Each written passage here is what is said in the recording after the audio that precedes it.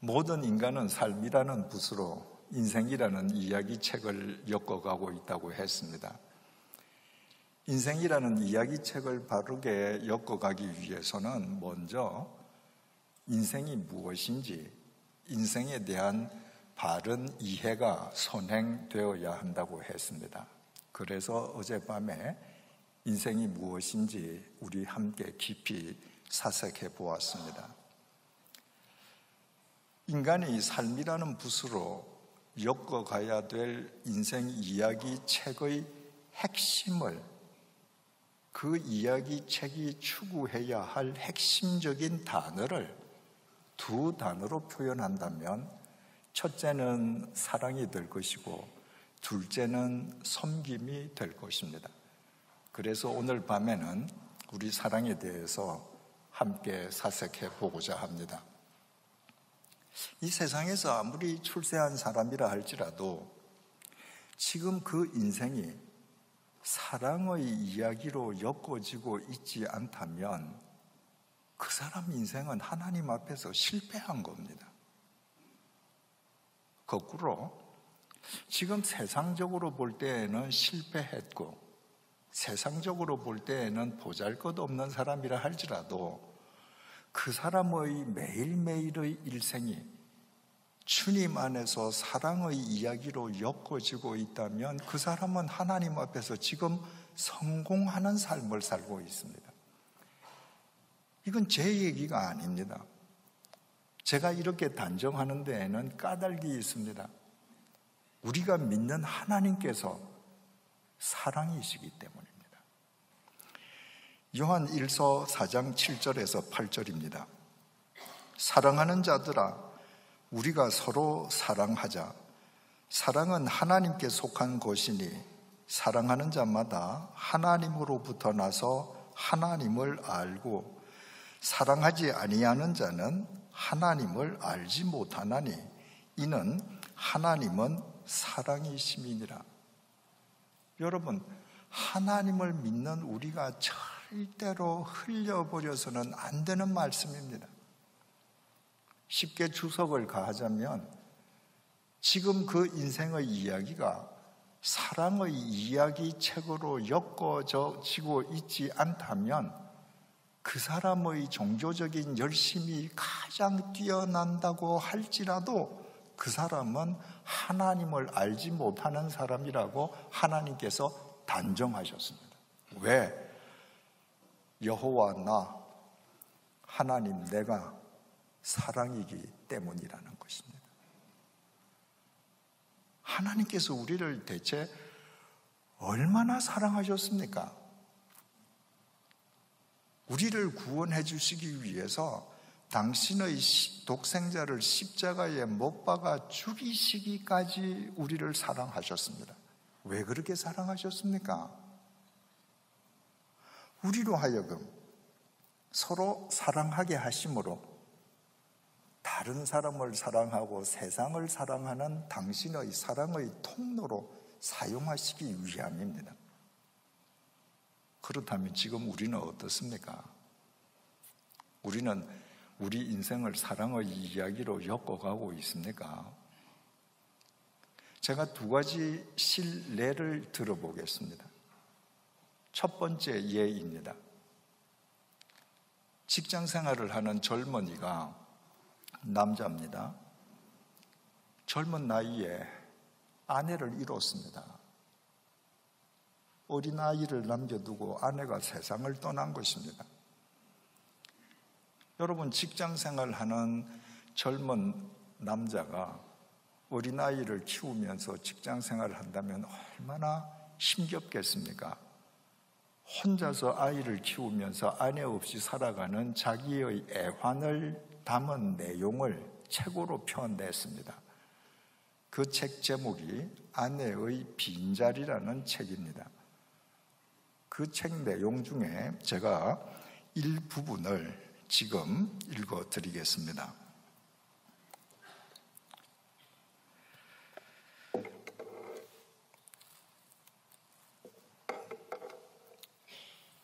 요즘은 눈이 나빠져서 프로그레시브도 통하지가 않습니다.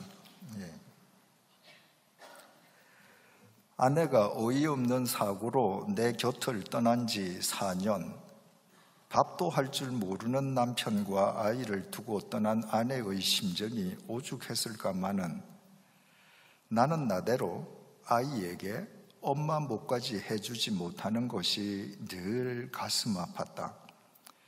언젠가 출장을 떠나기 위해 이른 새벽 아이에게 아침밥도 챙겨주지 못한 채 서둘러 집을 나선 적이 있었다. 전날 먹다 남은 밥이 조금은 남아 있었기에 계란찜만 얼른 데워놓고 잠이 덜 깬 아이에게 대충 설명을 한 뒤에 출장지로 내려갔다. 전화로 아이의 아침을 챙기느라 제대로 일도 못했다. 그날 저녁 집에 돌아온 나는 아이와 간단한 인사를 나눈 뒤 피곤한 몸에 저녁밥 걱정은 뒤로 한 채 방으로 들어와 양복을 벗어 던지고 침대 위에 몸을 던졌다. 그 순간 푹 소리를 내며 빨간 양념 국물과 라면 가락이 침대보와 이불에 퍼지는 게 아닌가. 뜨거운 컵 라면이 이불 속에 있었던 것이다. 도대체 이 녀석이. 나는 옷걸이를 들고 달려가 장난감을 갖고 놀던 아이의 등과 엉덩이를 마구 때렸다. 왜 아빠를 속상하게 해? 이불은 누가 빨라고 장난을 쳐, 장난을. 화가 난 나는 때리는 것을 멈추지 않았다. 그때 아들의 울음 섞인 몇 마디가 나의 맺은 손을 멈추게 했다. 아들의 얘기로는 밥솥에 있던 밥은 아침에 먹었고 점심은 유치원에서 먹었는데 저녁 때가 되어도 아빠가 오시질 않아 싱크대 서랍에 있던 컵 라면을 찾아 끓여 먹었다는 것이다. 가스레인지를 만지면 안 된다는 아빠의 말이 생각나서 보일러 온도를 목욕으로 누른 후 데워진 물로 라면을 끓여 하나는 자기가 먹고 하나는 이불 속에 넣어 두었다는 것이다. 아빠인 내가 먹을 라면이 식지 않게 하려고. 아들은 친구에게 빌린 장난감 때문에 내게 얘기하는 걸 깜빡 잊었다며 잘못했다고 용서를 빌었다. 아들 앞에서 눈물을 보이는 것이 싫어 화장실로 뛰어 들어간 나는 수돗물을 크게 틀어놓고 펑펑 울었다. 한참 그러다가 정신을 차리고 나와 우는 아이를 달래 약을 발라주고 잠을 재웠다. 라면 국물에 더러워진 침대보와 이불을 치우고 아이 방을 열어보니 얼마나 아팠던지 자면서도 흐느끼고 있지 않는가. 녀석의 손에는 엄마의 사진이 있었다. 나는 그저 오랫동안 문에 머리를 박고 서 있었다. 1년 전 아이와 그 일을 당한 후 아이에게 엄마 목까지 하느라고 나는 나대로 신경을 많이 썼다. 아이는 이제 7살, 얼마 후면 유치원을 졸업하고 학교에 간다. 다행히 아이는 티 없이 맑게 커가는 것 같았다. 그런데 얼마 전 아이에게 또 한 차례 매를 들고 말았다. 유치원에서 전화가 왔는데 아이가 유치원에 오지 않았다는 것이다. 너무나 떨리는 마음에 허겁지겁 조퇴를 하고 돌아와 여기저기 찾아보았지만 아이의 모습은 보이지 않았다. 온 동네가 떠나갈 정도로 이름을 부르며 애타게 찾다가 동네 문방구 오락기 앞에서 아이를 만났다. 너무나 화가 나서 나는 아이를 때렸다. 그런데 아이는 한마디의 변명도 하지 않고 잘못했다고만 했다. 나중에 안 사실이지만 그날은 유치원에서 엄마들을 모시고 재롱장잔치를 한 날이었다고 한다. 그 일이 있고 며칠 후 아이는 유치원에서 글을 배웠다며 자기 방에서 꼼짝 않고 글 쓰는 일에 열심이었다. 그 모습을 내려다보며 하늘에서 아내가 미소 짓고 있을 생각을 하니 나는 또 눈물을 참을 수가 없었다. 그렇게 1년 정도의 시간이 흘러 겨울이 되었다. 거리에 크리스마스 캐롤이 흘러나올 때쯤 아이가 또 일을 저질렀다. 회사에서 퇴근하려고 하는데 전화가 왔다. 동네 우체국 직원이었는데 아이가 우체통에 주소도 안 쓴 장난 편지를 100통이나 놓는 바람에 바쁜 연말 업무에 지장이 많다는 것이다. 서둘러 집으로 간 나는 아이를 불러놓고 다시는 들지 않으려던 매를 또 들었다. 아이는 이번에도 잘못했다는 소리만 했다. 난 아이를 한쪽 구석에 밀쳐놓고 우체국에 가서 편지 뭉치를 받아왔다. 그 뭉치를 아이 앞에 던지며 도대체 왜 이런 장난을 쳤느냐고 다그쳤다. 그러자 아이는 울먹이는 소리로 대답했다. 엄마에게 편지를 보낸 거라고. 그 말을 듣는 순간 가슴을 저미는 듯한 슬픔이 내 눈시울을 적셨다. 하지만 아이가 바로 앞에 있는 터라 나는 아이에게 애써 눈물을 감추며 다시 물었다. 그럼 왜 이렇게 많은 편지를 한꺼번에 보냈느냐고. 그러자 아이는 우체통의 구멍이 높아 키가 닿지 않았는데 요즘 다시 써보니 우체통 입구에 손이 닿기에 여태까지 써왔던 편지를 한꺼번에 넣은 것이라고 했다. 난 아이에게 무슨 말을 해야 할지 막막했다. 잠시 후에 나는 이렇게 말할 수밖에 없었다. 엄마는 하늘에 계시니까 다음부터는 편지를 태워서 하늘로 올려보내. 아이가 잠든 후 나는 밖으로 나와 그 편지들을 태우기 시작했다. 아이가 엄마한테 무슨 얘기를 하고 싶었을까 궁금한 마음에 편지 몇 통을 읽었다. 그중 하나가 나의 마음을 또 흔든다. 보고 싶은 엄마에게 엄마, 오늘 유치원에서 재롱잔치를 했어. 근데 난 엄마가 없어서 가지 않았어. 아빠가 엄마 생각날까봐 아빠한테는 얘기 안 했어. 아빠가 날 찾으려고 막 돌아다녔는데 난 일부러 아빠 보는 앞에서 재미있게 놀았어. 아빠가 야단쳤는데 난 끝까지 얘기 안 했어. 엄마, 난 매일 아빠가 엄마 생각나서 우는 거 본다. 아빠도 나만큼 엄마가 보고 싶은가 봐. 근데 나 엄마 얼굴이 잘 생각 안 나. 내 꿈에 한 번만 엄마 얼굴 보여줘. 응? 보고 싶은 사람의 사진을 가슴에 품고 자면 그 사람이 꿈에 나타난대. 그래서 나 매일 엄마 사진 안고 자. 근데 왜 엄마 안 나타나? 응? 그 편지를 읽고 나는 또 엉엉 울었다. 도대체 아내의 빈 자리는 언제쯤 채워질까?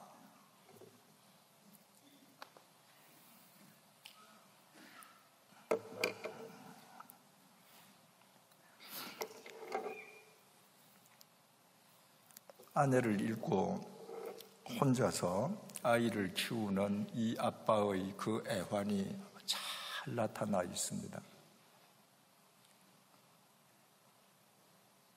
근데 이 아빠가 쓴 지금 세 가지 에피소드, 라면 사건, 유치원 결석 사건, 그리고 우체통 사건, 이 세 에피소드에는 한 가지 공통점이 있습니다.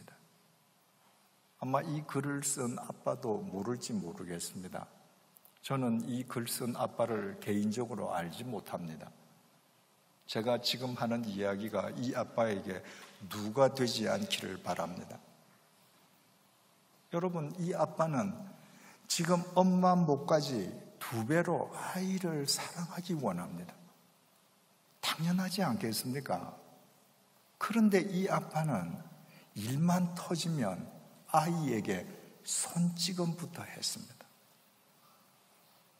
라면 사건이 터졌을 때 불문곡직하고 옷걸이를 들고 나가서 자기 표현대로 보면 장난감을 놀고 있는 아이의 엉덩이와 등을 마구 때렸습니다. 그 아이는 성인이 아닙니다. 어린아이입니다. 때려놓고 수돗물을 털어놓고 엉엉 울면서 후회했습니다.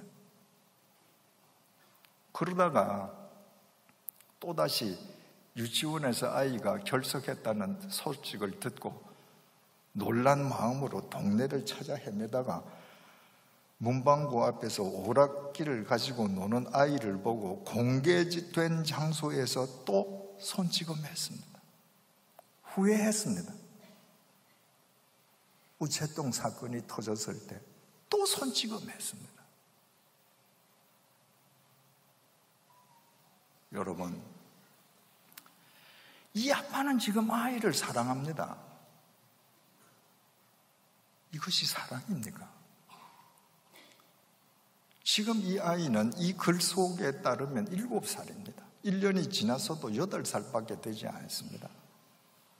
지금 이 어린아이가 나이가 어리기 때문에 아버지가 옷걸이를 가지고 때려도 공개된 장소에서 손찌검을 해도 맞고 미안하다고만 합니다.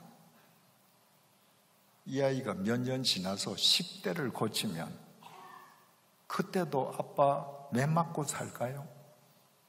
천만에요. 이 아이는 억눌른 용수철이 튀어나듯이 아빠 품을 떠나갈 것입니다.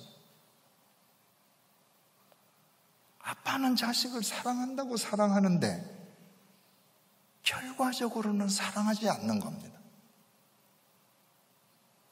두 번째 예입니다. 젊은 부부가 한국에서 신앙생활을 하다가 미국으로 이민을 갔습니다. 남편은 고학생 출신입니다.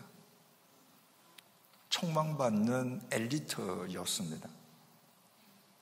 부잣집 딸을 가르치기 위해서 가정교사로 들어갔다가 그 부잣집 딸하고 결혼했습니다. 하루아침에 이 고학생의 생활 수준이 급상승했습니다. 처갓집에서 사주는 좋은 집에 자동차를 타고 장인어른 회사에서 예전에 비해서 정말 호의호식했습니다. 그런데 그 장인 집에 들어가서 장인의 재산으로 호의호식하면서 사는 순간부터 아내와 그 패밀리가 이 남자에 대한 갑이 되어버렸습니다. 갑을관계가 되어버렸습니다. 부부 싸움을 하면 아내가 친정에 전화를 합니다. 그러면 장인, 장모님이 사위를 야단치는 것은 두말할 나위도 없고 손위 처남이 당장 달려와서 자기 매제, 이 여인의 남편 뺨을 때리면서 소리 질렀습니다. 여러분, 그런 남자가 길을 펴고 살겠습니까? 가정에서 그렇게 주눅든 사람이 장인 회사에서 좋은 직책에 좋은 직급에 있었지만 사회생활 적응에 실패했습니다. 그래서 두 사람이 미국 이민을 계획했습니다. 여자는 여자대로 가난한 시부모를 모시는 것도 아니지만 그 가난한 시부모에 대해서 의무를 다해야 한다는 게 귀찮은 거예요. 그래서 태평양 건너서 미국으로 갔습니다. 그러나 그 남자의 상황은 바뀌어지지 않았습니다. 미국 가서 처갓집 돈으로 집 사고, 처갓집 돈으로 자동차 사고, 처갓집 돈으로 생활했습니다. 아내와 갑을 관계가 그대로 계속된 것입니다.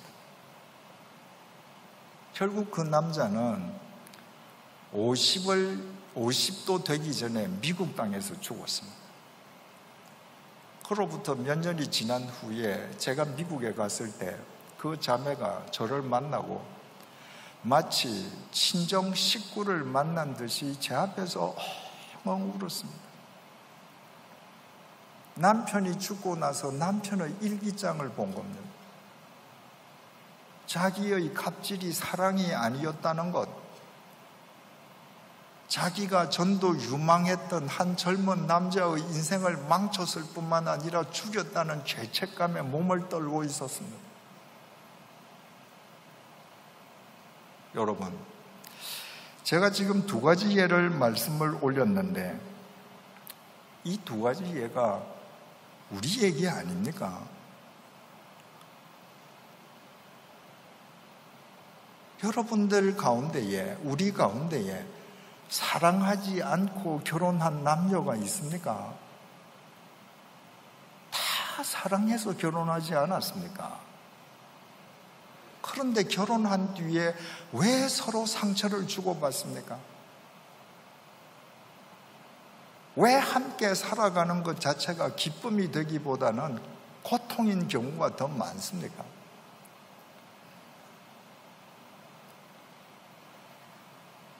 남편과 아내가 아이를 낳고 나서 이 아이를 위해서라면 내가 세상에서 무엇이든 다 해주겠노라고 그 아이에게 우리 다 사랑을 다짐하지 않았습니까? 근데 우리가 우리 자식들 바르게 사랑하고 있습니까? 아까 글에서 나온 그 아빠처럼 자기 이기심, 자기 중심적인 자애심,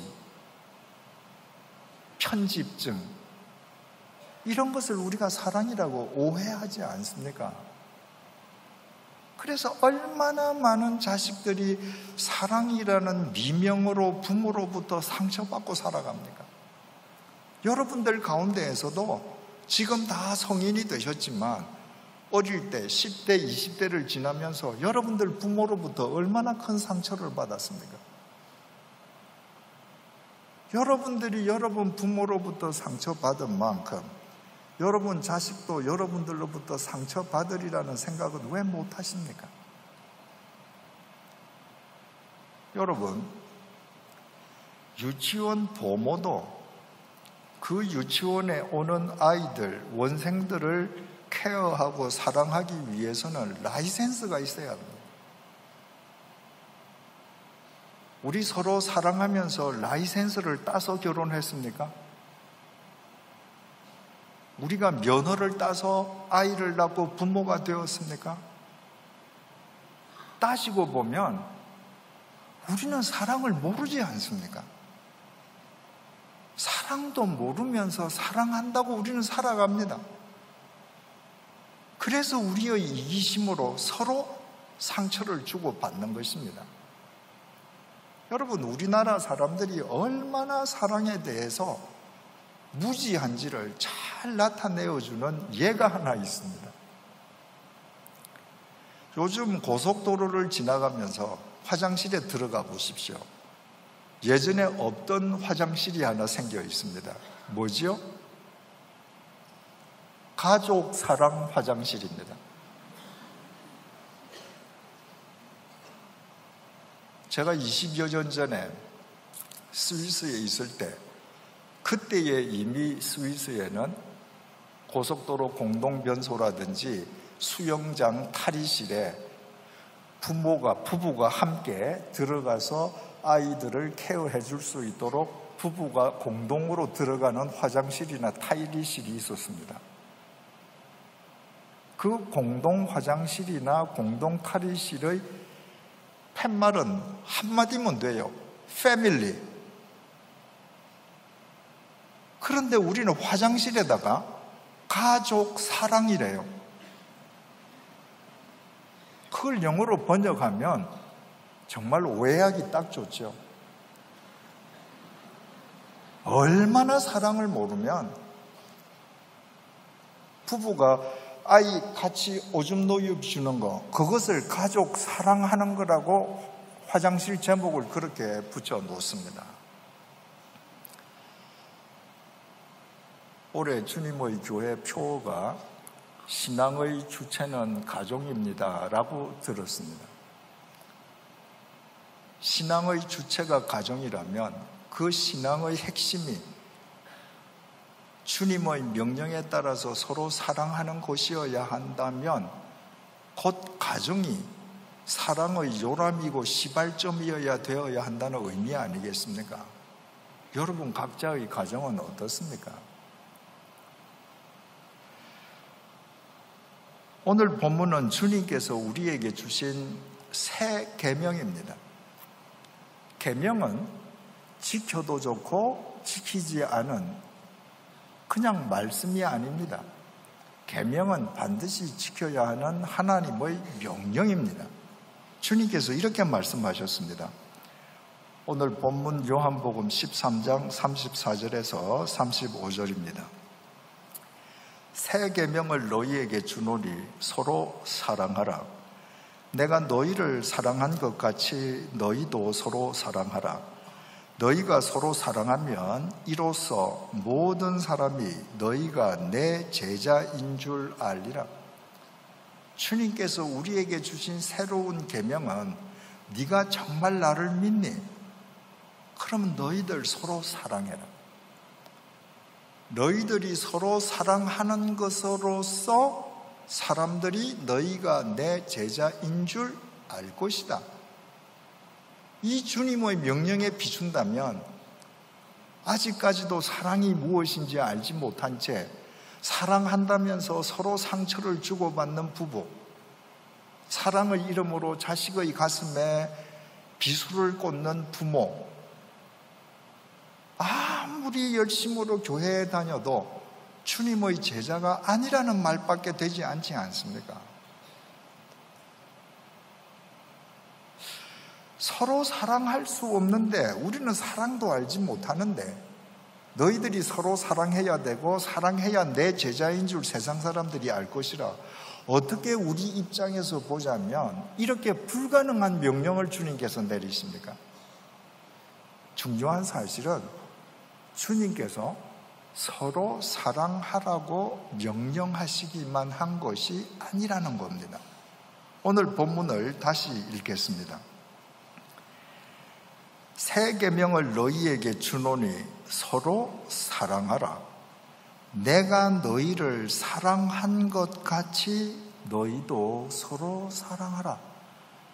서로 사랑하라고 명령하시면서 그 앞에 내가 너희를 사랑한 것처럼 너희도 서로 사랑하라고 명령하십니다.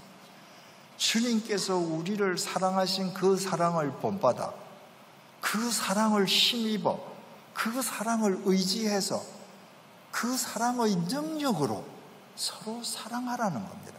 우리끼리는 불가능합니다. 그러나 우리를 사랑해 주신 그분의 사랑을 힘입으면 서로 사랑할 수 있다는 겁니다. 그렇다면 삼위일체 하나님께서 도대체 우리를 어떻게 사랑해 주셨습니까? 삼위일체 하나님의 사랑을 통해서 우리가 인식할 수 있는 사랑의 실체는 구체적으로 무엇입니까? 첫째로, 사랑은 상대방의 눈을 들여다보는 것입니다. 사랑은 상대의 눈을 들여다보는 것으로부터 시작합니다. 시편 139편은 다윗의 시입니다. 139편 16절입니다. 내 형질이 이루어지기 전에 주의 눈이 보셨으며 나를 위하여 정한 날이 하루도 되기 전에 주의 책에 다 기록이 되었나이다.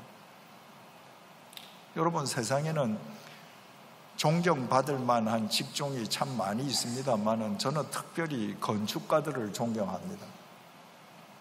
우리가 어디 황무지에 가보십시오. 우리에게는 아무것도 보이지 않는 황무지예요. 그런데 건축가는 어떻습니까? 그 그 황무지 속에서 자기가 지을 집을 봅니다. 그러니까 건축가들은 뛰어난 분들이죠. 하나님께서는 내 형질이 이루어지기도 전에, 하나님께서 진흙으로 나를 빚으시기도 전에 당신의 눈으로 나를 보셨습니다. 사랑하시기 때문에. 이 세상에서 나를 제일 먼저 보신 분은 산부인과 의사가 아닙니다. 이 세상에서 나를 가장 먼저 보신 분은 내 형질이 형성되기도 전에 하나님이십니다. 내 눈을 제일 먼저 들여다보신 분도 하나님이십니다. 그리고 나의 날이 하루도 지나가기 전에 나의 눈을 들여다보시면서 이 아이를 통해서 어떤 섭리를 이루실까 당신의 책에 다 기록하셨다는 거예요. 시편 139편 17절에서 18절입니다. 하나님이여, 주의 생각이 내게 어찌 그리 보배로우신지요, 그 수가 어찌 그리 많은지요. 내가 세려고 할지라도 그 수가 모래보다 많도소이다. 내가 깰 때에도 여전히 주와 함께 있나이다. 여러분, 추석을 가하자면 이런 이야기입니다. 하나님께서 나를 위해서 엄청난 계획들을 가지고 계시는데 나는 그냥 자요. 내가 자다가 눈을 떴습니다. 눈을 뜨니까 하나님께서는 내가 잠자는 동안에도 여전히 나를 쳐다보고 계셨습니다. 그리고 눈을 뜨는 내 눈을 들여다보시면서 얘를 통해서 당신의 어떤 섭리를 이루실까 생각하시는 그 섭리의 수가 모래수보다 많다는 것입니다. 하나님께서 이처럼 우리의 눈을 들여다보시면서 우리를 사랑하신다는 것입니다. 예수님께서 십자가에 못 박혀 돌아가시기 전에 소위 최후의 만찬 예식을 마가의 다락방이라고 불리는 다락방에서 가지시지 않았습니까? 그 만찬을 끝내시고 주님께서 겟세마네 동산으로 기도를 하러 가십니다. 이제 십자가 죽음을 놓고 절체절명의 순간에 하나님 앞에 기도드리기 위함이었습니다. 그때 제자들도 함께 따라갑니다. 마태복음 26장 30절을 보면 그들이 찬미하면서 감람산으로 나아가니 이렇게 기록되어 있습니다. 그들이 3인칭 복수형입니다. 그래서 적지 않은 사람들이 예수님께서 제자들과 함께 그들이 감람산으로 가면서 즐겁게 유월절 축제 노래를 불렀다고 생각합니다. 그건 잘못된 생각입니다.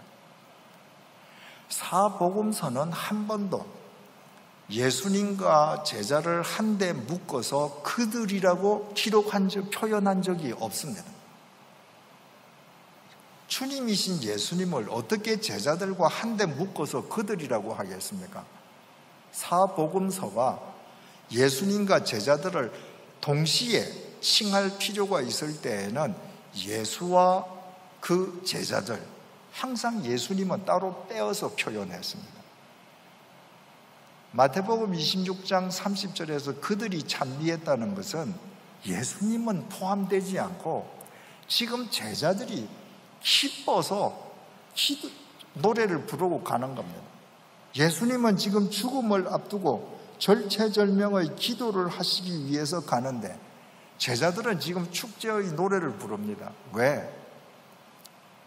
그들은 지금까지도 날이 밝으면 예수님께서 빌라도 총독을 몰아내시고 집권하신다고 생각하거든요. 날이 밝으면 너는 우의정하고 나는 좌의정하고 못해도 우리 중에서 모든 사람들은 다 장관해야지 꿈에 부풀어 있는 겁니다. 예수님께서 그들을 보시면서 이렇게 말씀하셨습니다. 얘들아, 너희들이 오늘 밤에 나를 버리고 도망갈 것이다. 그 얘기를 듣고 베드로가 펄쩍 뛰면서 이렇게 얘기하지 않습니까? 주님, 저 사람들 모두 다 버려도 저는 결코 절대로 주님 버리지 않을 겁니다. 주님께서 그 베드로에게 이렇게 말씀하셨습니다. 베드로야, 너는 오늘 밤에 닭이 울기 전에 나를 3번 부인할 것이다. 베드로가 뭐라고 합니까? 주님, 내가 주님과 함께 죽을지언정 절대로 주님 부인하지 않을 겁니다. 호언장담했습니다. 그때까지만 해도 베드로는 주님께서 반드시 내일 왕좌에 앉으시리라고 확신하고 있었던 것입니다. 그런데 겟세마네 기도를 끝내신 주님께서 대제사장이 보낸 무리들에게 잡혀가시지 않습니까? 베드로 생각과 지금 다른 상황이 벌어졌습니다. 베드로는 그 일이 어떻게 되는지 그렇게 앞장서 가던 베드로가 멀찍이 떨어져서 갑니다. 혹시 화가 자기에게 미칠까 봐 대제사장 집에 들어갔습니다. 그리고 우리가 잘 아는 상황이 벌어지지 않습니까? 거기에 있는 사람이 너 보니까 예수하고 한패네? 아니야, 간단하게 부인했습니다. 두 번째로 또 아니야, 너 맞잖아. 그랬더니 베드로가 맹세하면서 부인했습니다. 유대인의 맹세는 하나님의 이름을 걸고 맹세하는 겁니다. 나 하나님 이름을 걸고 맹세하는데 나 저 작자 몰라. 마지막으로 또 아니야, 너 맞잖아. 너 말투가 갈릴리 말이잖아.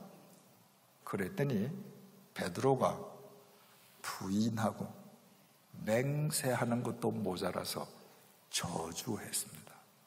나 저런 저주받을 작자 나는 모른다고. 하나님의 이름으로 맹세한다고.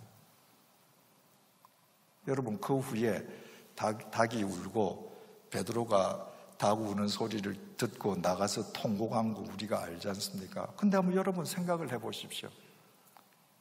지금 그 순간에 예수님께서 딴 공간에 계시는 것이 아닙니다.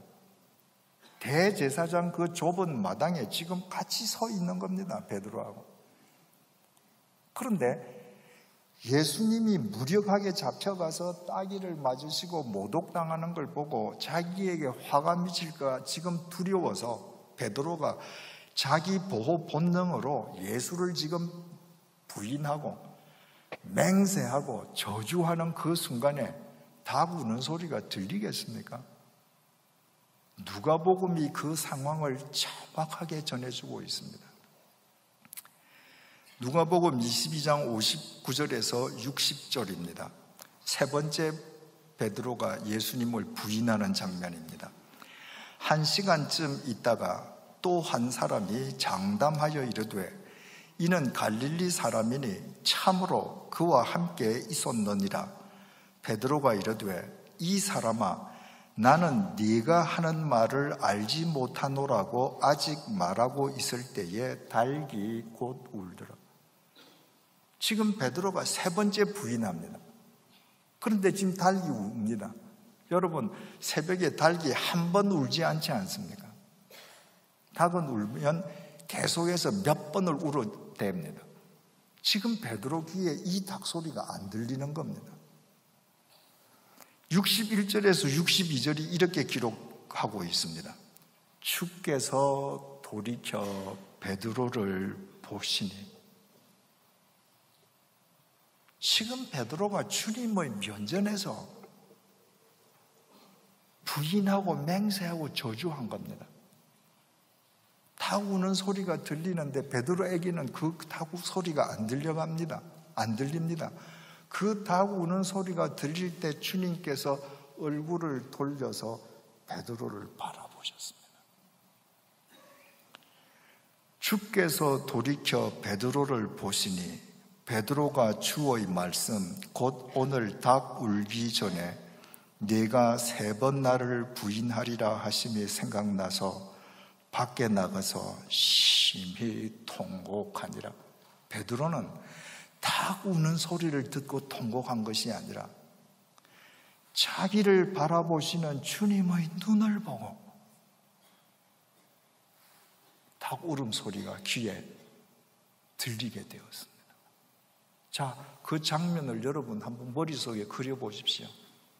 베드로가 지금 세 번째 저주까지 하면서 부인합니다. 닭 우는 소리가 납니다. 베드로는 그 소리 지금 전혀 인지하지 못합니다. 그때 예수님께서 고개를 돌려서 베드로를 봅니다. 제가 내게 있는 곳이라는 책에도 이 장면을 썼습니다만은, 만약에 여러분들께서 이런 상황이시라면 베드로를 쳐다보는 눈이 어떤 눈이겠습니까?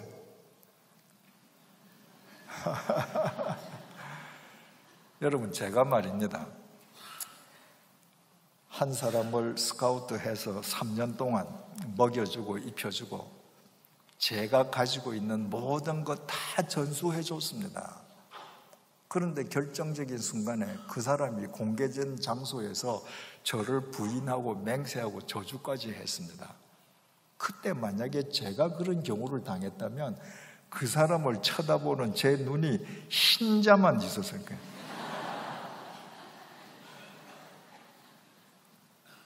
만약에 베드로를 쳐다보는 예수님의 눈이 흰자만 있었으면 베드로 귀에는 절대로 닭소리가 들리지 않았을 것입니다. 베드로에게도 할 말이 많았을 겁니다. 내가 배를 버려두고 그물을 버려두고 당신을 3년 쫓아다녔는데 고작 이렇게 무력하게 잡혀가면서 나 이렇게 만들려고 나를 그동안 다리고 다녔느냐? 흰 눈이었으면 베드로도 할 말이 많았을 것입니다. 그런데 베드로를 돌아보시는 그 주님의 눈이 호수처럼 여전히 연민과 사랑에 찬 눈초리입니다. 그 눈을 보는 순간에 베드로 귀에 닭 울음소리가 들렸습니다. 그래서 나가서 통곡했습니다. 회개였습니다. 왜? 그 주님의 눈이 사랑의 눈이었고 그 사랑의 눈을 베드로가 들여다보는 순간에 그 마음속에서 상실했던 주님에 대한 사랑이 다시 회복된 것입니다. 사랑은 눈을 서로 들여다보는 겁니다. 욥이 고난 끝에 이렇게 고백하지 않습니까? 욥기 42장 5절입니다. 내가 주께 대하여 귀로 듣기만 하여 싸우나 이제는 눈으로 주를 배움나이다. 욥이 고난을 거친 후에 내가 이제 눈으로 주님을 봅니다.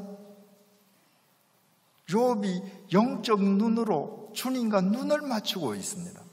여러분, 우리가 기도하고 말씀 공부하고 경건 훈련을 통해서 결과적으로 우리가 해야 될 것은 우리를 보고 계시는 그분과 눈을 맞추는 것입니다. 그때 그분의 사랑 속에서 우리는 그분을 사랑하면서 사랑의 삶을 살아갈 수 있습니다. 사람끼리 사랑하는 것도 똑같습니다, 여러분. 우리 옛말에 남자와 여자가 서로 사랑할 때 뭐라고 표현합니까? 쟤들 눈이 맞아서 그래요. 여러분, 정말 좋은 표현입니다. 여러분들 삶에서 복원해야 될 표현입니다. 눈이 맞았다는 이 표현이 사랑을 가장 적절하게 표현해 주기 때문에 눈이 맞는 것부터 사랑이 시작되거든요. 그래서 외국에도 이런 표현이 있는가? 제가 공부한 프랑스어에는 이런 표현이 없습니다. 혹시 영어에는 이런 표현이 있는가? 그래서 구글 번역기에다가 제가 그 남자와 그 여자는 서로 눈이 맞았다 이러고 한글을 쳤습니다. 그랬더니 영어가 순식간에 나왔습니다. The man and woman were in the snow.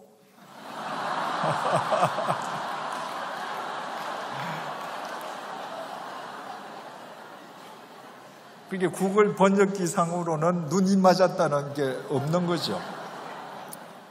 제가 미국 변호사에게 그분은 영어가 능통하고 한국어도 능통한 분이죠. 제가 전화해서 물었습니다. 이런 표현이 있냐? 자기도 문학적인 표현은 몰라서 문학을 잘 아는 분한테 확인해 줄게. 없어요. 영어에 첫눈에 반했다, love at first sight, 이런 표현은 있습니다. 그런데 눈이 맞다는 표현은 없습니다. 여러분들 다들 연애할 때, 결혼하기 전에 어떻게 사랑했습니까? 눈이 맞았잖아요. 카페에서, 공항에서 서로 눈이 맞았습니다. 그때 서로 마주 볼 때 상대방 눈으로 내가 빨려 들어가는 것 같지 않았습니까? 그런데 결혼하고 눈을 안 봅니다.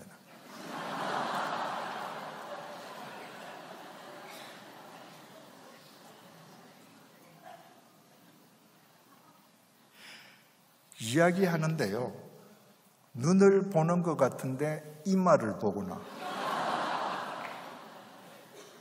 볼을 보거나, 가장 근접하면 눈썹이나 미간을 봅니다. 눈을 안 봅니다. 그러니까 같이 살면서 사랑과 무관한 관계가 된다.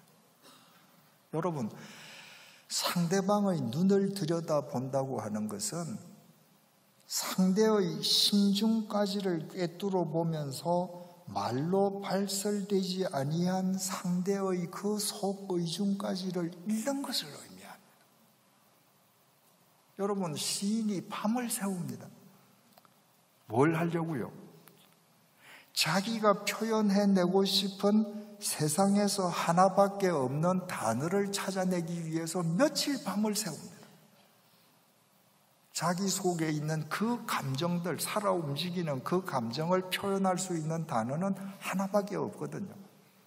그 단어를 찾기 위해서 애쓰는 겁니다. 여러분, 우리는 시인이 아닙니다. 언어의 마술사라고 하는 시인도 자기 마음 속에 있는 것을 표현할 수 있는 적절한 단어를 찾기 위해 며칠을 밤샘을 하는데, 우리가 어떻게 사랑하는 내 아내에게, 남편에게, 자식에게 내 속에 있는 모든 것을 다 말로 표현할 수 있습니까? 절대 불가능합니다. 눈을 들여다보면 눈이 말을 합니다. 내 아내가 얼굴을 웃는 것 같지만 그 속에 지금 우수가 잠겨 있는지, 내 남편이 아무 말 안 하지만 그 눈 속에 지금 무슨 근심이 지금 깃들여져 있는지, 눈이 말을 합니다. 그래서 매일매일 눈을 맞춰야 합니다. 눈을 들여다봐야 합니다. 여러분, 가만히 생각해 보십시오.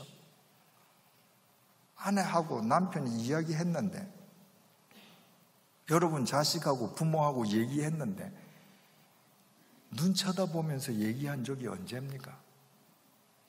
여러분, 아내 눈동자 색깔 아십니까?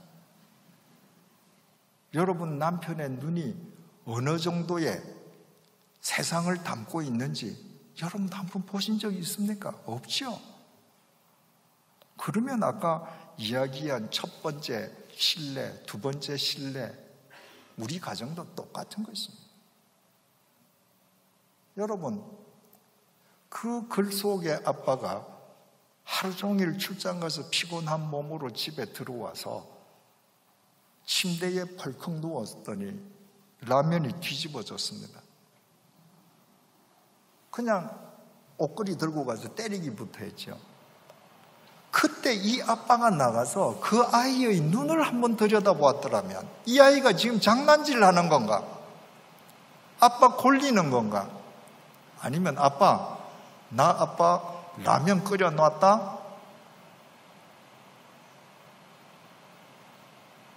아빠를 위하는 눈인가?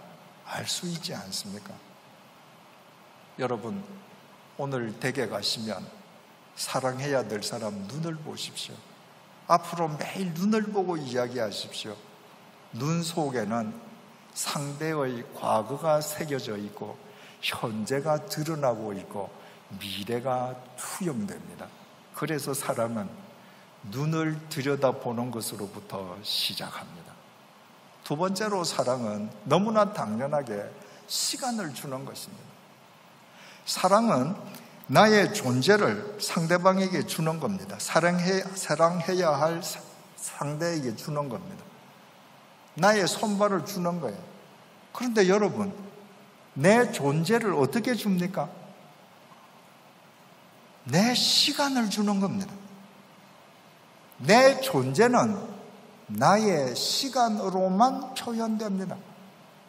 어제 인생은 모래시계라고 했습니다. 우리 인생 시계에서 모래가 지금도 줄줄 떨어지고 있는데 이 모래를 사랑해야 할 사람에게 주지 않고 내가 누구를 사랑한다고 말할 수 있겠습니까? 내 존재, 내 시간을 주지 않고 돈을 주는 것으로 내가 그를 사랑한다? 그는 있을 수 없습니다. 하나님께서 이렇게 말씀하셨습니다. 우리가 잘 아는 구절입니다. 이사야서 49장 15절에서 16절 하반절입니다. 여인이 어찌 그 젖먹는 자식을 잊겠으며 자기 태에서 난 자를 긍휼히 여기지 않겠느냐. 산모나 막 아이를 낳은 여인에게 당신 아이를 잊어버릴 때가 있습니까? 대부분 없다 그럽니다. 그렇습니까? 그 사실 아닙니다. 매일 아이에게 매여 사는 것 같죠? 그러나 재미있는 드라마 볼 때 아이가 안 보입니다. 친구하고 전화하면서 1시간, 2시간씩 이야기할 때 아이가 안 보입니다. 더더욱이나 아이를 키우는 여자들이 자기 연민에 얼마나 오래 빠져 있습니까? 자기 연민에 빠져 있는 동안에 아이가 보이지 않습니다. 그런데 하나님께서는 그들은 혹시 잊을지라도 나는 너를 잊지 아니할 것이라 내가 너를 내 손바닥에 새겼노라. 하나님께서는 우리 각자의 이름을 손바닥에 쓰시면 지워지니까 지워지지 않도록 우리의 이름을 손바닥에 새겨 놓으시고 우리를 잊지 아니하신다. 당신의 전 존재를, 당신의 모든 시간을 우리에게 개별적으로 다 주시는 것입니다. 여러분, 로고스이신 성자 하나님 예수 그리스도께서 육신을 입고 인카네이션 이 땅에 오셨습니다. 뭘 주시기 위해서? 당신의 전 존재를 우리에게 주시기 위해, 당신의 시간을 우리에게 송두리째 주시기 위해 오셨습니다. 그 주님께서 부활 승천하시면서 마태복음 마지막 장 마지막 절에 뭐라고 말씀하십니까? 볼지어다 내가 세상 끝날까지 너희와 항상 함께 있으리라. 당신의 영으로 당신의 전 존재를, 당신의 모든 시간을 우리에게 주신다는 겁니다. 오늘 여러분들의 이해를 쉽게 해드리기 위해서 제 경험을 이야기 드리는 걸 양해해 주시기 바랍니다. 아주 예전에 제가 주님의 교회를 목회할 때 저희 집에는 아이들 4명에 또 저희 어머님 그리고 어머님께서 3년 동안 누워 계실 때에는 또 어머님을 도와주시는 분, 그래서 여러 명이 살았습니다. 제 처가 동시에 가장 많은 콜을 받은 것이 9콜을 받았다는 거예요. 지금 동시에 아이가 울어요. 그 순간에 전화벨이 울립니다. 그 순간에 시어머니가 야야 하고 부르십니다. 그 순간에 초인종이 울려요. 그 순간에 지금 냄비가 끓으면서 지금 넘쳐납니다. 어디를 가야 합니까? 인간은 한 군데밖에 못 갑니다. 그 상황에서 가장 급하다고 생각되는데 한 군데의 부름에 응하면 8군데는 응하지 못하는 겁니다. 그런데 어떻게 하나님께서 우리 개개인과 전부 다 함께 하시고 당신의 시간을 우리 개개인에게 주실 수 있습니까? 하나님은 시간과 공간을 초월하는 영이시기 때문입니다.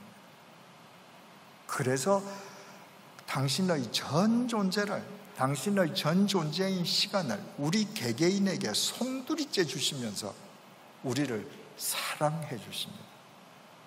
우리 역시 사랑해야 될 사람에게 우리의 시간을 주는 것으로 사랑은 실천됩니다. 제가 주님의 교회를 목회할 때 제 집이 강북 합정동에 있지 않았습니까?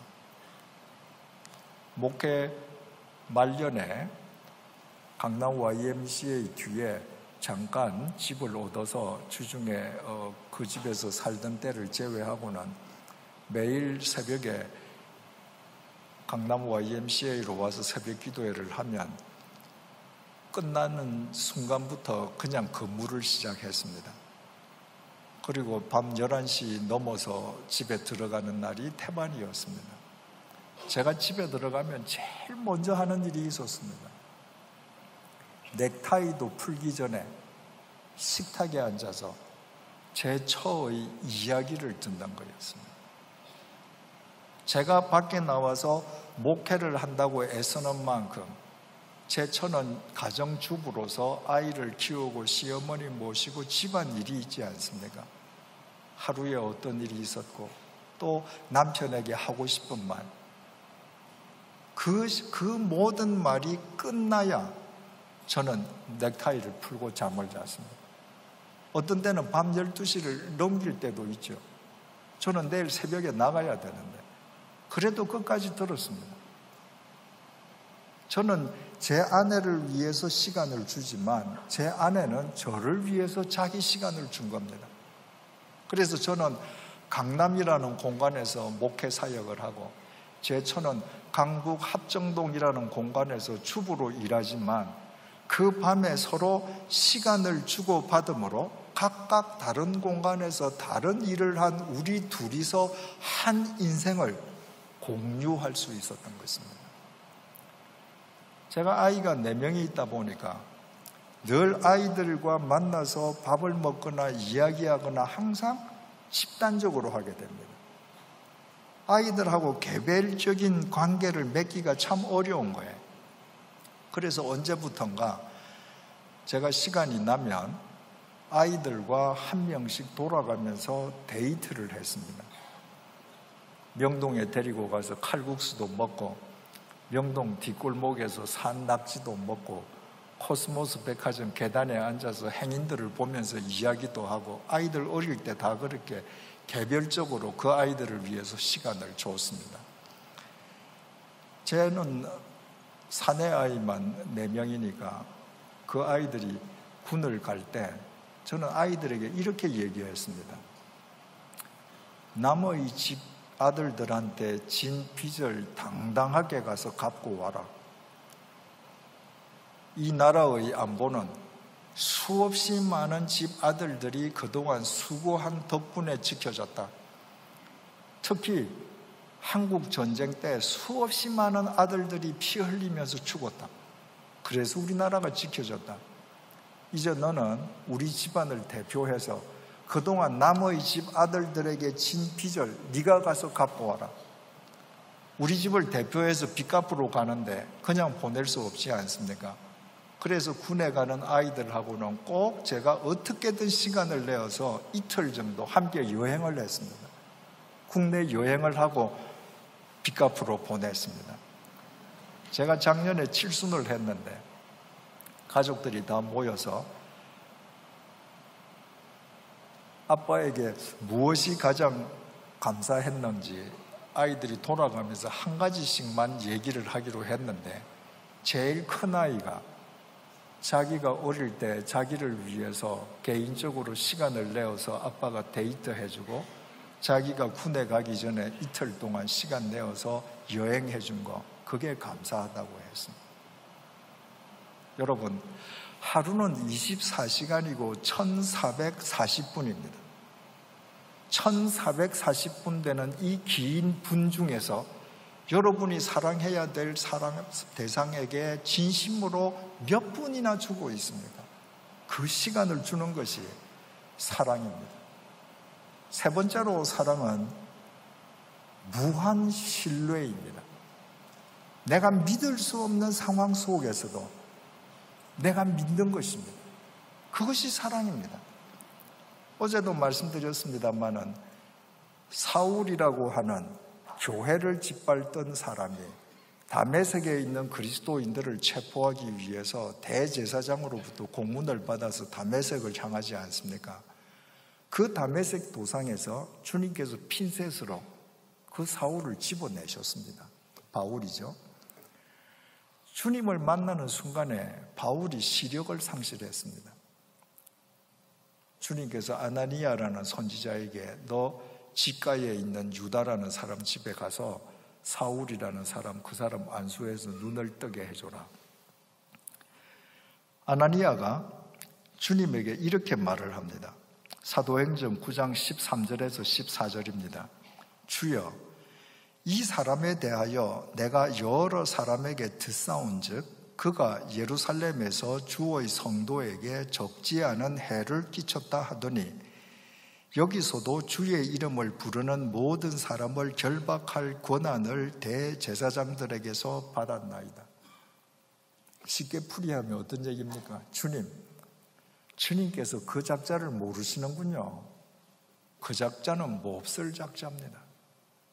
교회를 짓밟던 폭도고 지금 우리를 해치기 위해서 여기 왔습니다. 그 작자는 차라리 시력을 상실한 채로 살아가게 하시는 게 교회를 위해서 더 낫습니다. 이 말이에요. 예수님께서 사도행전 9장 15절을 통해 이렇게 말씀하십니다.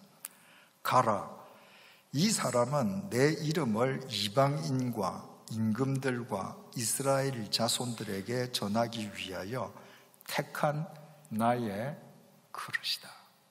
여러분, 이방인, 임금, 이스라엘 자손, 그러면 세상 사람 다예요. 지금 바울은 아직 회개하지 않았습니다. 바울이 주님 앞에 무릎 꿇고 내가 주님 앞으로 돌아갑니다라고 선포하지 않았습니다. 그런데 주님께서 먼저 바울을 믿고 계십니다. 아나니아는 저 사람 폭도입니다. 안 됩니다. 그러는데 예수님께서 아니다. 저 사람은 내가 내 이름을 위해서 택한 나의 그릇이다. 무한 신뢰입니다. 그 주님의 무한 신뢰 속에서 우리가 아는 바울이 존재할 수 있었던 것입니다. 여러분, 누가복음에 탕자의 비유가 나오지 않습니까? 그 탕자의 아버지가 돌아간 탕자를 받아줬는데 그 탕자의 아버지가 위대하다면 왜 위대합니까? 그 탕자의 아버지 어떤 부분이 위대합니까? 아버지 재산 절반을 마치 자기 권한처럼 달라고 독촉해서 들고 나가서 허랑방탕해서 다 날렸습니다. 그리고 돼지가 먹는 먹이도 먹을 수가 없이 자기 배가 골아서 죽을 지경이 되니까 아버지 집 찾아왔습니다. 그래서 아버지가 받아줬습니다. 그게 위대합니까? 여러분이면 그렇게 안 하겠습니까? 그 자식이 내 재산 반을 허비하고 아무리 미워도 잘못했다고 돌아오면 내가 품어주는 거, 그거 아버지 아닙니까? 보통 아버지 다 할 수 있는 것 아닙니까? 그 탕자의 아버지의 위대함은 딴 데 있습니다. 이 탕자가 나가서 재산 다 허비하지 않았습니까? 돼지를 치면서 돼지 먹이를 또 먹을 수가 없게 되지 않았습니까? 그래서 이제 자기 집으로 갑니다. 자, 그러면 그 탕자의 모습을 한번 머릿속에 그려보십시오. 아버지 재산 절반 받아서 그 집에서 나갈 때는 부잣집 아들 풍채를 그대로 지니고 있습니다. 아버지 재산 다 말아먹고 짐승 먹이도 먹지 못해서 돌아올 때는 피골이 상접한 거지에 옷은 넝마하고 똑같습니다. 아버지는 세월이 흘렀는데도 부잣집 아버지 그대로입니다. 아버지는 외형이 하나도 변화되지 않았습니다. 그러면 부잣집 아들로 나갔다가 피골이 상접한 거지로 오는 이 아들이 변함없는 아버지를 알아보는 게 쉽겠습니까? 부잣집 아버지가 부잣집 아들로 나갔다가 거지로 돌아오는 아들을 자기 아들로 알아보는 게 쉽겠습니까? 전자입니다. 그런데 성경은 뭐라고 기록되어 있습니까? 이 아들이 거지가 되어서 아버지 집으로 오는데 아버지가 나를 받아줄까? 아니면 나를 내팽개치고 야단치실까? 지금 가슴 두근두근 하면서 옵니다. 근데 아직도 거리가 먼데 아버지가 그 아들을 먼저 알아봤습니다. 아들은 아직 아버지를 보고도 못 알아봅니다. 아버지가 그 아들을 알아보고 뛰어가서 아들 목을 잡고 울면서 환영했습니다. 왜? 그 아버지는 매일 기다렸거든요. 그 아버지는 믿고 있는 겁니다. 그 아버지는 이 자식이 재산 반을 달라고 해서 가지고 나갈 때부터 그래, 네가 내 재산 반을 탕진해도 너는 이 과정을 거쳐서 다시 돌아올 줄로 믿는다. 그래서 매일 기다린 겁니다. 그래서 그 아들을 알아보시고 그 아들을 품는 그 사랑에 둘째 아들이 새로워지는 것입니다. 여러분, 이것이 사랑입니다. 사랑은 믿지 못할 사랑 속에서도 사랑해야 될 대상이기 때문에 내가 믿는 겁니다. 사랑장인 고린도전서 13장 7절이 이렇게 증언합니다. 사랑은 모든 것을 참으며 모든 것을 믿으며 모든 것을 바라며 모든 것을 견디노니라.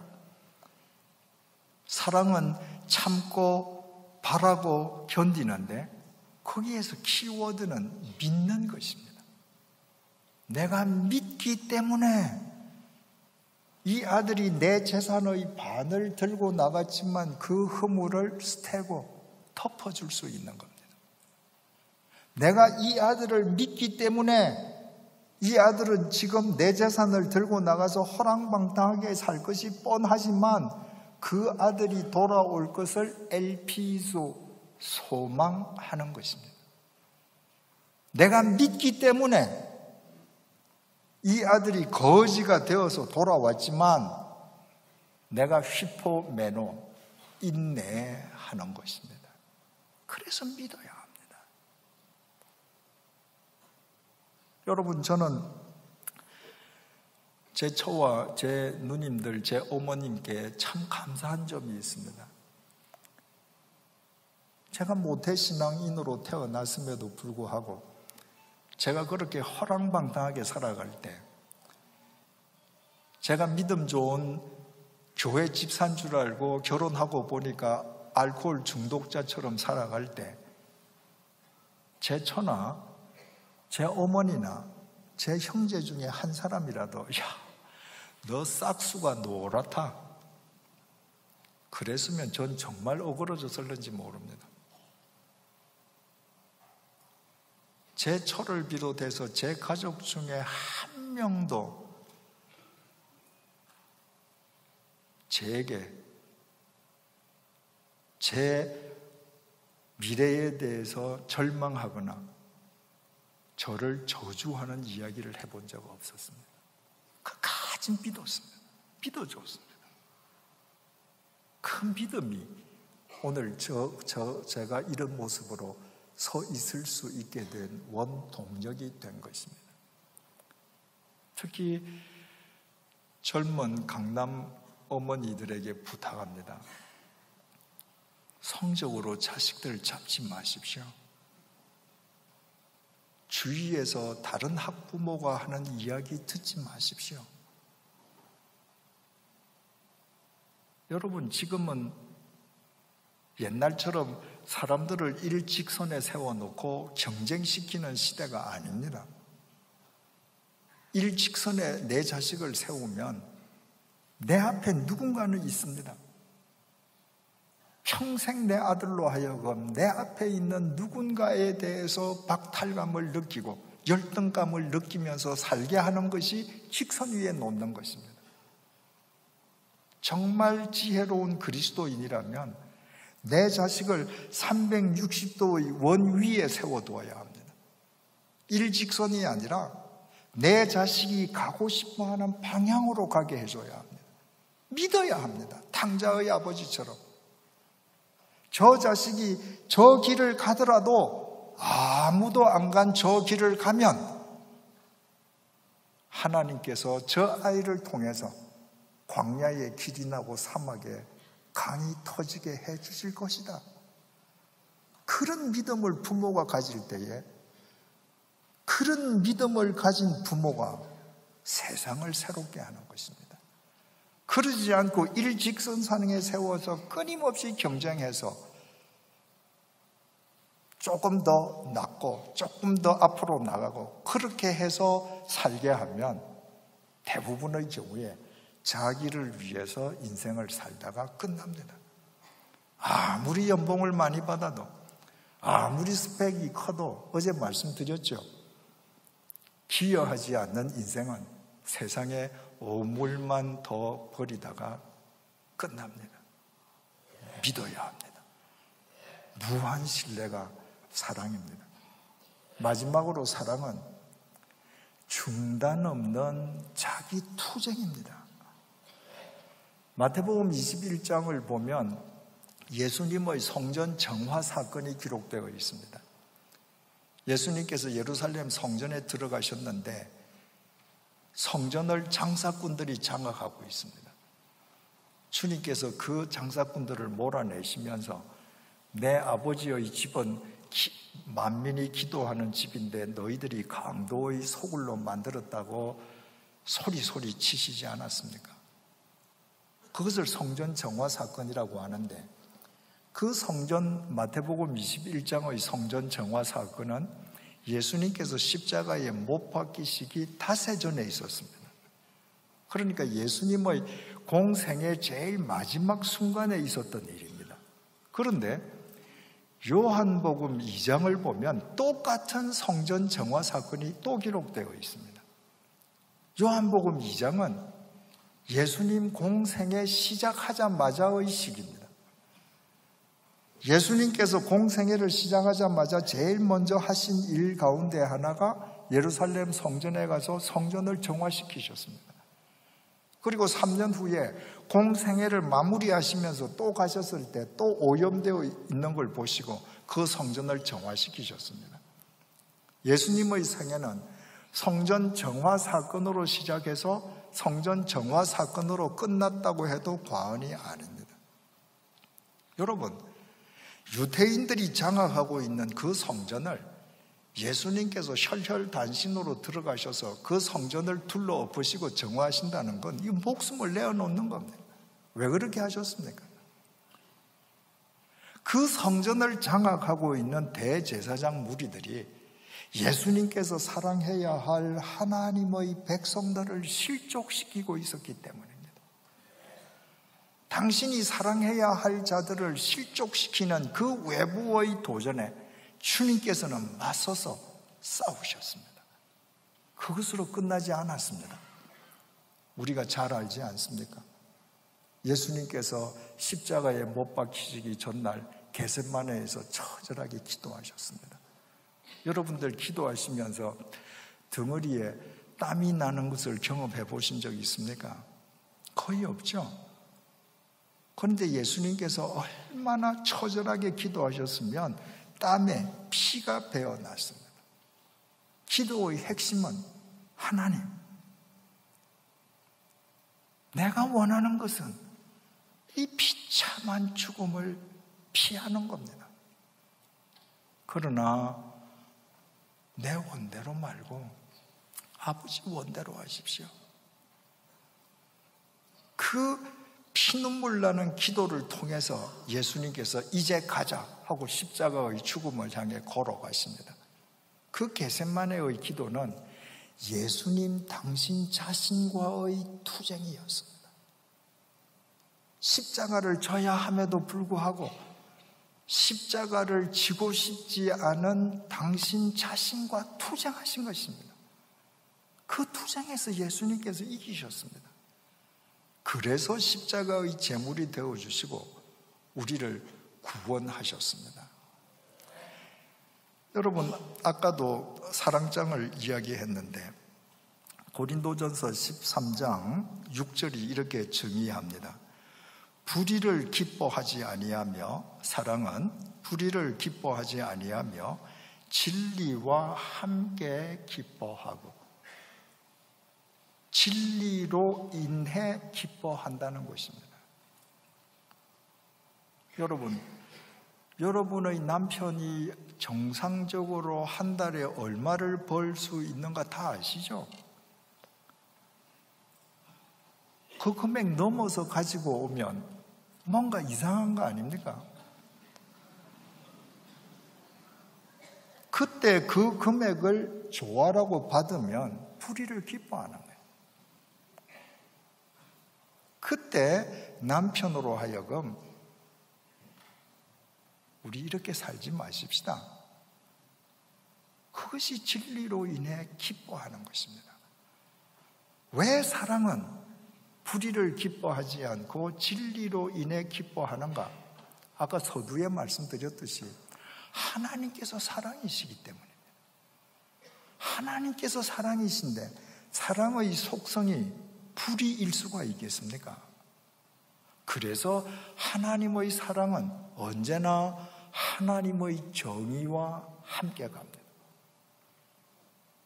하나님의 사랑과 하나님의 정의는 동전의 양면입니다. 하나님의 사랑의 또 다른 이름은 하나님의 정의고, 하나님 정의의 또 다른 모습은 하나님의 사랑입니다. 사랑이 배제된 정의는 폭력이고, 우리 많이 경험했습니다. 정의가 결여된 사랑은 마약입니다. 그건 믿음이 아닙니다. 그래서 하나님의 사랑은 언제나 하나님의 정의를 수반하는 것, 그것이 공의입니다. 여러분, 배워서 아시겠습니다만은 헬라어로 죄를 하마르티아라고 하지 않습니까? 하마르티아라고 하는 것은 관역에서 벗어났다는 걸 의미합니다. 제가 지금 저기에 네모로 뻥 뚫려 있는 저것을 관역으로 삼아서 지금 화살을 제가 저 관역을 겨냥해서 당긴다고 합시다. 근데 제 시위를 떠난 화살이 저 관역을 벗어났다고 합시다. 뭐가 잘못됐나요? 저 관역이 잘못됐습니까? 아닙니다. 제 겨냥이 잘못됐습니다. 그러므로 저 관역을 맞추려고 하면 저 관역 탓을 할 게 아니라 제가 바르게 조준해야 합니다. 여러분, 우리가 하나님과 바른 관계를 맺는다고 하는 것이, 하나님과 의로운 관계를 맺는다는 것은 하나님과 바른 관계를 맺는 것이고, 하나님을 우리 삶의 관역으로 삼고 살아가는 것인데, 이 세상은 나를, 내가 사랑하는 사람을 하나님께 조준하지 못하도록 실족시키는 도전들이 있습니다. 내 사랑하는 사람을 바르게 사랑하기 위해서 그 도전절에 내가 맞서야 합니다. 사랑은 내가 희생하고 내가 헌신하는 것입니다. 그 희생과 헌신을 피하고 싶은 겁니다. 피하고 싶어하는 나 자신과 싸워 이겨야 합니다. 그래서 우리는 사랑해야 될 대상을 바르게 사랑할 수 있습니다. 우리의 사랑은 언제나 바른 길 위에서의 사랑, 바른 길을 향한 사랑, 바른 길에 의한 사랑이기 때문입니다. 그래서 바울은 자기가 사랑해야 할 대상을 실족시키는 외부의 도전에 맞섰습니다. 수많은 모함을 당하면서도 맞섰습니다. 뿐만 아니라 죄성을 가진 인간 자기가 하나님의 소명이 아니라 자기 편한 대로 살고 싶어하는 자신과 싸워서도 이겼습니다. 그래서 바울이 이렇게 고백하지 않습니까? 로마서 7장 18절에서 25절을 세 번역으로 읽어드리겠습니다. 나는 내 속에 곧 내 육신 속에 선한 것이 깃들여 있지 않다는 것을 압니다. 나는 선을 행하려는 의지는 있으나 그것을 실행하지는 않으니 말입니다. 나는 내가 원하는 선한 일은 하지 않고 도리어 원하지 않는 악한 일을 합니다. 내가 해서는 안 되는 것을 하면 그것을 하는 것은 내가 아니라 내 속에 자리 잡고 있는 죄입니다. 여기에서 나는 법칙 하나를 발견하였습니다. 곧 나는 선을 행하려고 하는데 그러한 나에게 악이 붙어 있다는 것입니다. 나는 속사람으로는 하나님의 법을 즐거워하나 내 지체에는 다른 법이 있어서 내 마음의 법과 맞서서 싸우며 내 지체에 있는 죄의 법에 나를 포로로 만드는 것을 봅니다. 아, 나는 비참한 사람입니다. 누가 이 죽음의 몸에서 나를 건져주겠습니까? 우리 주 예수 그리스도를 통하여 나를 건져주신 하나님께 감사를 드립니다.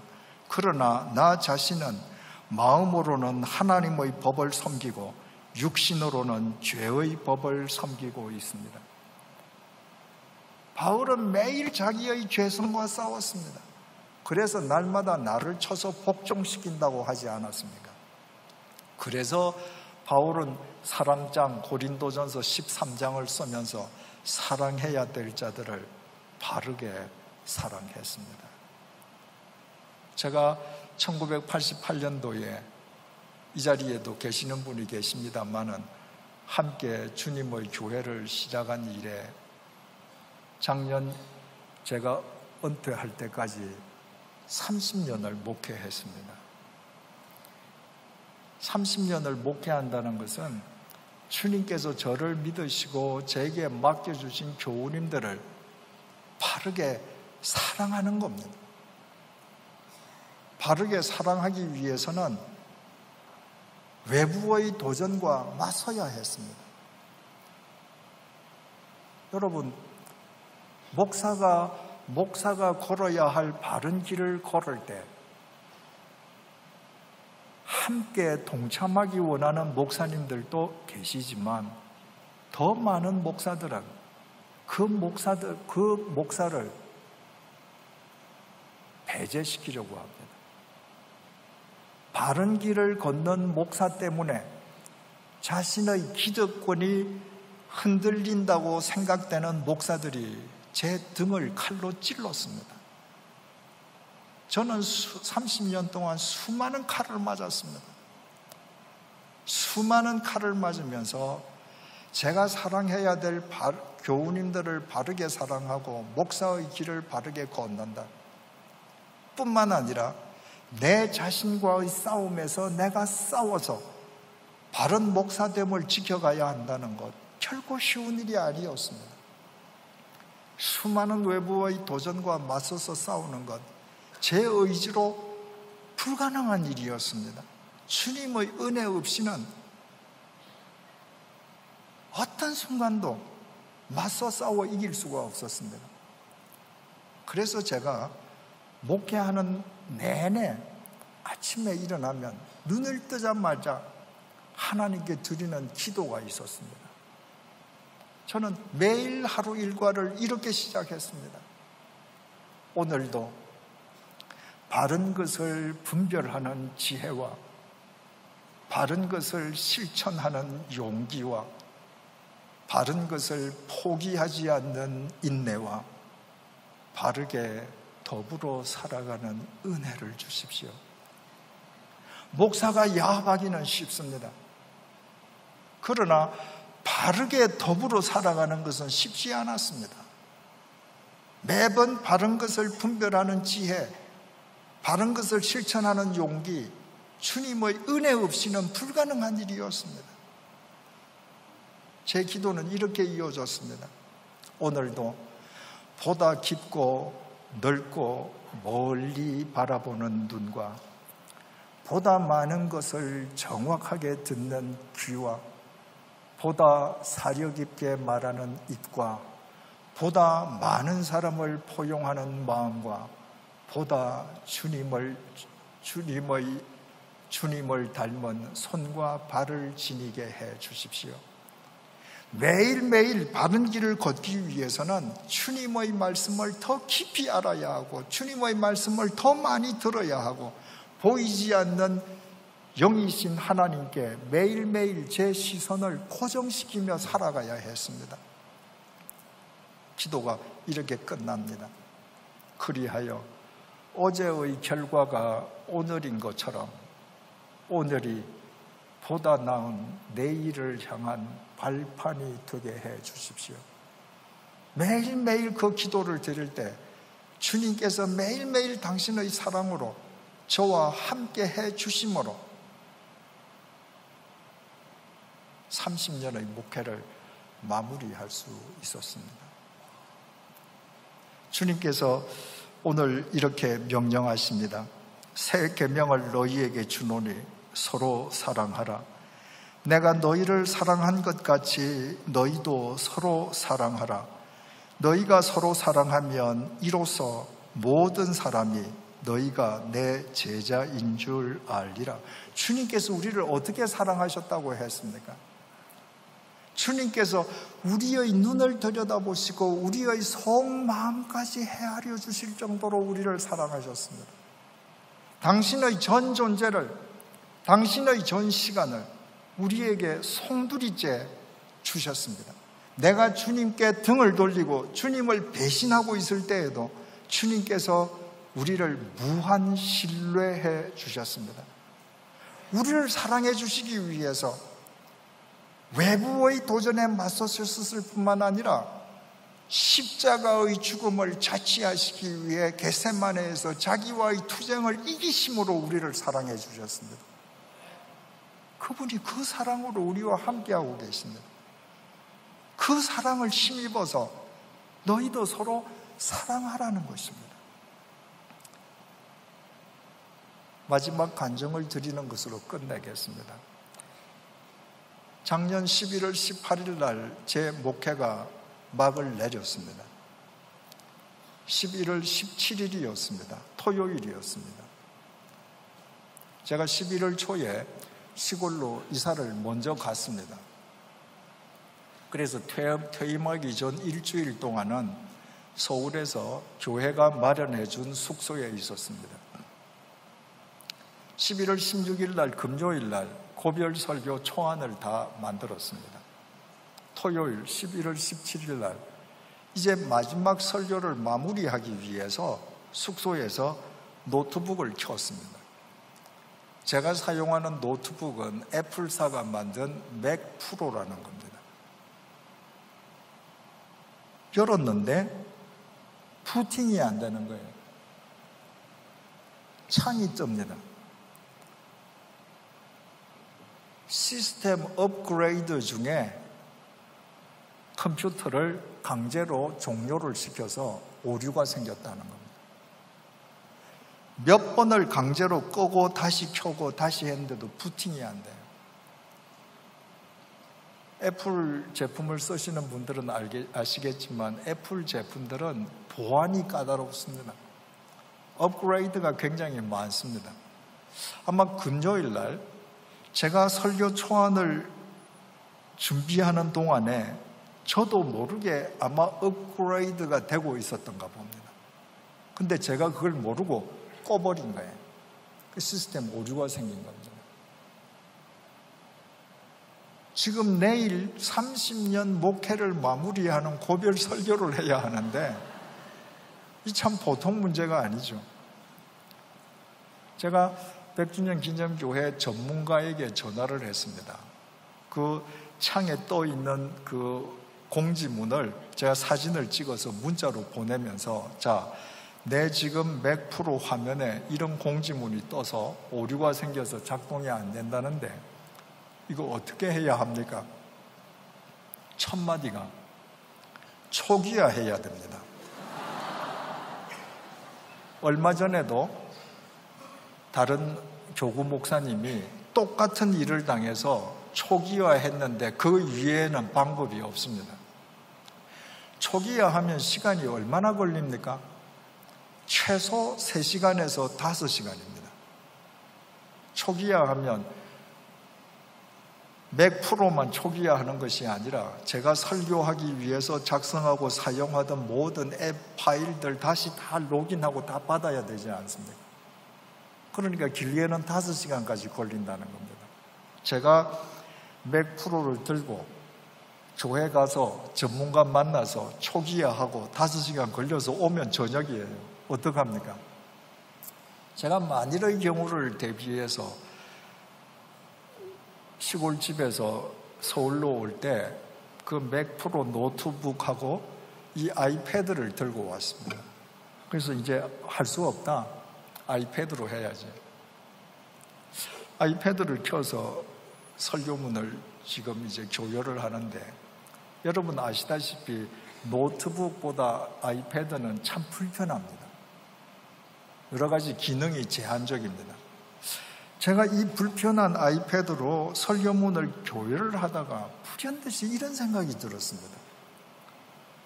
하나님께서 보고 계시는데, 하나님께서 알고 계시는데, 내가 이제 30년에 걸친 목회를 마무리하게 하신 분이 주님이신데, 주님께서 나로 하여금 이렇게 맥프로는 고장나고 아이패드로 불편하게 마지막 설교문을 완성하게 하실까? 제 속에서 믿음이 쑥 올라왔습니다. 제가 아이패드를 덮어놓고 맥프로에 손을 얹었습니다. 주님 아시죠? 제가 다시 켭니다. 이 맥프로로 제 퇴임 설교 마무리하게 해주십시오. 열었습니다. 아무 일도 없었다는 듯이 부팅이 됐습니다. 제가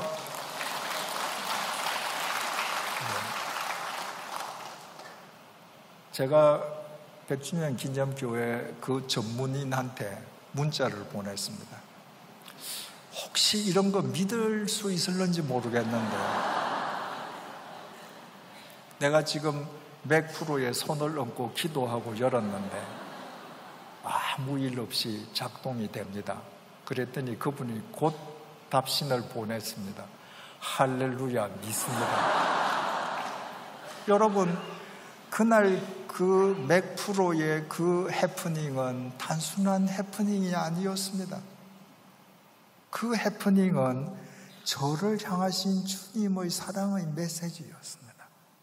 제처럼